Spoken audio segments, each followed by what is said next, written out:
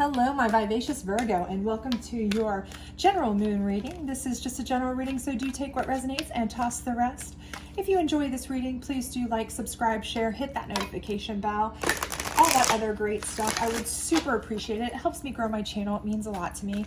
And also, if you would like a private reading, my Etsy channel is linked. You can purchase one there for reading via video link. So let's go ahead and get you started. This is a 7-card moon circle, and the first position in the circle is kind of what you're facing now or what position you're in. Second card is what got you into this position. Third card is similar to the challenge card in a typical tarot reading, and it's what's keeping you in this position. Fourth card is your optimal outcome should you follow the fifth, sixth, and seventh cards. And if you can't see these, which hopefully you can, no problem. We will certainly go through them one by one and give you an explanation as we go. So the first card is blossoming, okay? This is a fantastic card, and I haven't had a lot of great readings lately, so good for you, Virgo. But I do feel like you are starting to blossom and grow, come into your own, okay? So maybe this is a situation where you have started to try something new. You're starting a new hobby, a new job, a new relationship, whatever it may be. I do feel like you have kind of started to spread your wings, started to kind of grow into your own, right? And that's fantastic. Now, how did you get there? Discernment. And this is huge, right? Because this lets me know that you did not come by this willy-nilly. This was not something that was thrust upon you. This was not something that you fell into. You made really good choices, right? You made a concerted effort to try to make the right decisions in order to get to where you're at, okay? So does that mean that everything in your life is going great? No, I'm not saying that. So if you're sitting at home going, okay, what is she talking about? You know, my love life's falling apart, okay? Or my career's falling apart, okay? That may be the case, but at least one of your areas of life, you know, is certainly blossoming. And a lot of times that's the case, okay? Because a lot of times the discernment that you make is to sacrifice one piece of your existence, really and truly, let's just be real about it, for another, okay? So a lot of times we have to sacrifice our love life so that we can pour everything we have into our work life and really get that built up, okay? That's just the truth. And a lot of us, it's the exact opposite. We really pour everything we have into family or relationships, and, you know, our career is just kind of, we work to live, not live to work, you know, which is the opposite of some other. So, you know, you may very well be in that situation where you're like, yeah, my love life is total suckage right now. I made really bad choices with that, but I made amazing choices with my career. I'm doing really well with, you know, banking back some money, blossoming there, or vice versa, right? But again, that was all part of a decision by design. Those things happen, okay? And that's usually the case because there's not a lot of us to go around. There's not a lot of time in the day. And in today's market, in today's life, in today's relationships, they are so demanding. Jobs are so demanding. The economy is so demanding. Relationships are so demanding that, you know, to be really, really good at one thing, it does take sacrifice from another. So do not ever feel bad if you are doing really well at one because of a sacrifice of another. That's not something that you should feel really bad about if you poured your heart and soul into one, okay? Keep that in mind. And what's keeping you in this is assessing. And I think that's exactly what you're doing here. You're an overthinker. I mean, you're a classic overthinker by this, right? You're constantly assessing this. Did I make the right decision? Did I make the right decision to pour more into work? Did I make the right decision to pour more into the relationship? Should I have poured more into this side of my work instead of this side? Should I be doing more with work? Did I make the right decision with this part of my relationship? Should I have, you know, gone another route? Should I be with somebody else? Should I, you know, not spend so much time at work and spend more time involving my family and relationships? You know, this is what you're constantly doing. You're assessing 24/7. What am I doing right? What am I doing wrong? Where am I failing? Where am I succeeding? And by doing that, you can't even enjoy the fact that you really are succeeding at something, right? Which is more than so many people right now are doing. So many people right now are just surviving. They're not thriving at anything. How do I know this? I know this because I get these comments in my readings. I see this in my readings. I know this from friends, from family members, from, people feel like they are up against it. They're taking one step forward and two steps back. I mean, I hear it all the time. So if you're succeeding and blossoming and growing at anything, you're doing better than a lot, right? But you are constantly overthinking, right?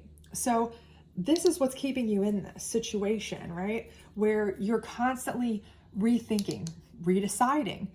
And this blossoming is great, but you could blossom so much more if you would allow yourself to stop overthinking and do what your gut says, what your heart says, because you are an overthinker. Assessing is a logical process, okay? It's a logistical process, it's a pragmatic process. And while I always say do your due diligence, while I'm a very pragmatic, logistic person myself, that's my dominant trait for myself, this can get in your way because you are a ridiculous overthinker. I am as well, so I understand this, but it can get in your way, right? It can keep you from being able to blossom more, to grow more, okay?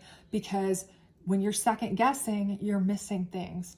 And you're missing things that your head or that your heart or your instinct, your gut, your intuition may have said, this is what you needed to do. That's what you needed to do. And you missed, right? You missed those. So what is your ultimate outcome is gratitude, right? And the thing about gratitude is it's being grateful for every opportunity that you're given. And again, when you are over assessing, you're missing these things that you can be grateful for. Certain people, certain job opportunities, certain people that will help you, certain people that you could be with, certain job opportunities that could make you more money, certain investments that you should take, things that you could be grateful for, right? You're missing these because you're constantly in this wheel of overthinking, over-assessing, right?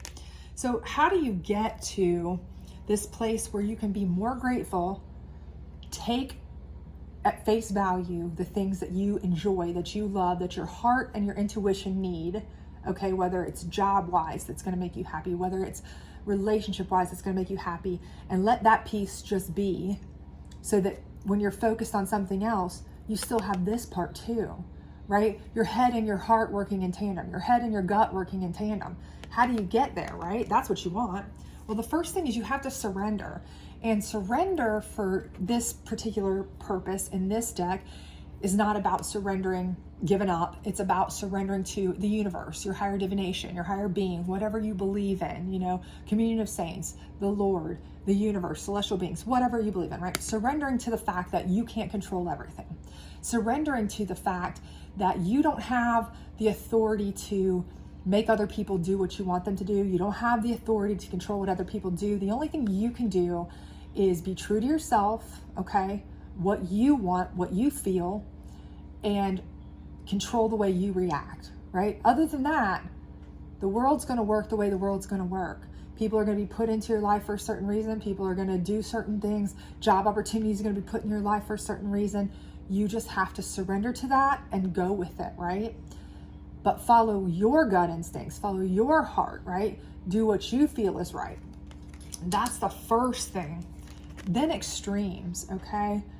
So there are going to be things that you feel is extreme, right? You are going to feel feelings that are so extreme, right? You're going to be like, this is ridiculous.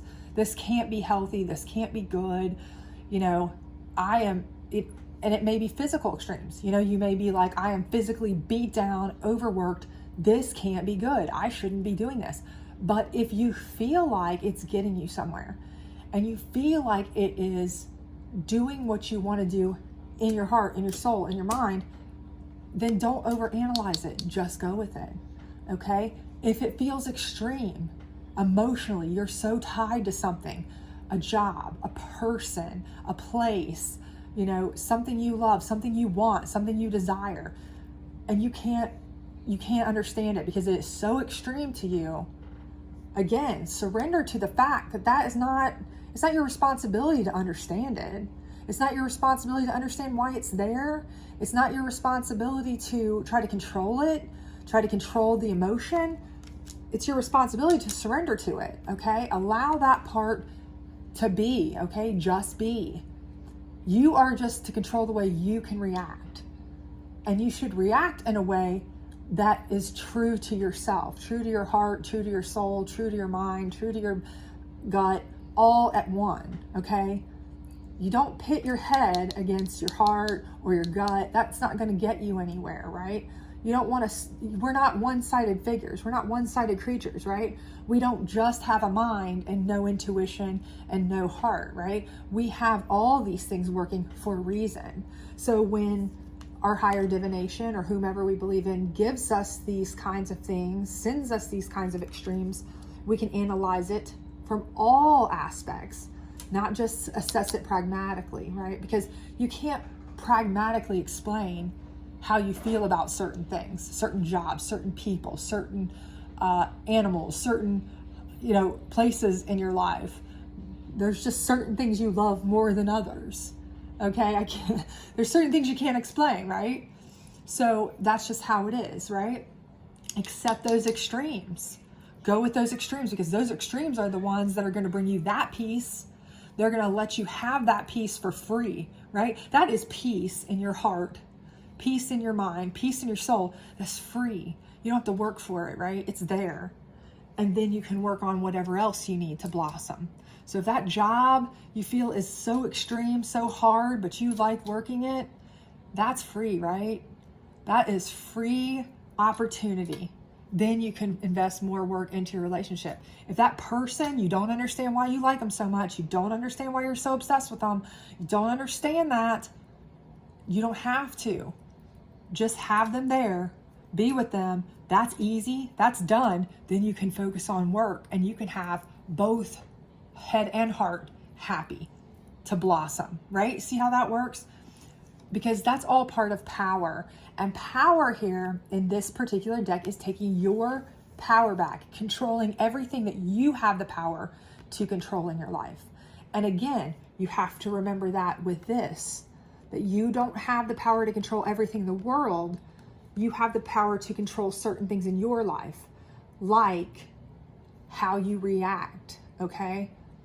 What you choose, how you react, those are the things you have the power to control. Who you allow in your life, what you do for your career, these kinds of things you have the power to control.